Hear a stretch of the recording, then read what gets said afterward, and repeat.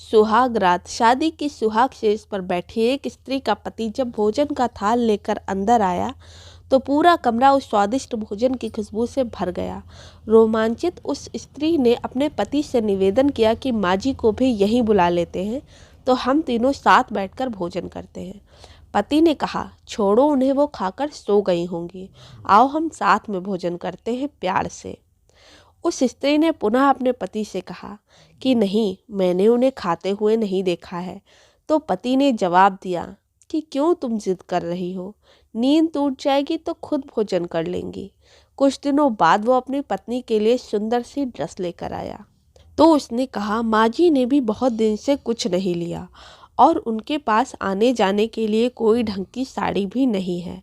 पति ने कहा, अरे उनको कहाँ कहीं जाना है, वो क्या करेंगी। कुछ दिनों तक पति की यही हरकत देखने के बाद उस स्त्री ने तलाक लेने का फैसला कर लिया और तलाक लेकर उसने दूसरी शादी कर ली और इधर उसके पहले पति ने भी दूसरी शादी कर ली।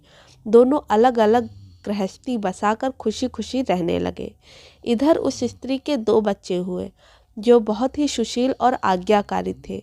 जब वह स्त्री 60 साल की हुई, वह अपने बेटों से बोली, मैं चारों धाम की यात्रा करना चाहती हूँ ताकि तुम्हारे सुखमय जीवन के लिए प्रार्थना कर सकूं।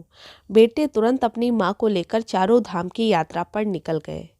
एक जगह तीनों माँ बेटे भोजन के लिए रुके और बेटे भोजन परोसकर माँ से खाने की विनती करने लगे। उसी समय उस स्त्री की नज़र सामने एक फटेहाल भूखे और गंदे से एक वृद्ध पुरुष पर पड़ी जो इस स्त्री के भोजन और बेटों की तरफ बहुत ही कातर नज़र से देख रहा था। उस स्त्री को उस पर दया आ गई और बेटों से बोली, जाओ पहले उस वृद्ध को नहलाओ और उसे वस्त्र दो, फिर सब मिलकर भोजन करेंगे।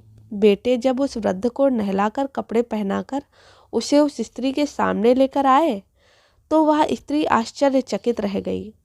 वह वृद्ध वही था जिससे उसने तलाक ले लिया था। उसने उससे पूछा कि क्या हो गया जो तुम्हारी हालत इतनी दयनीय हो गई है। तो उस वृद्ध ने नज़र झुका के कहा कि सब कुछ होते हुए भी मेरे बच्चे मुझे भोजन नहीं देते थे, मेरा तिरस्कार करते थे, मुझे घर से निकाल दिया।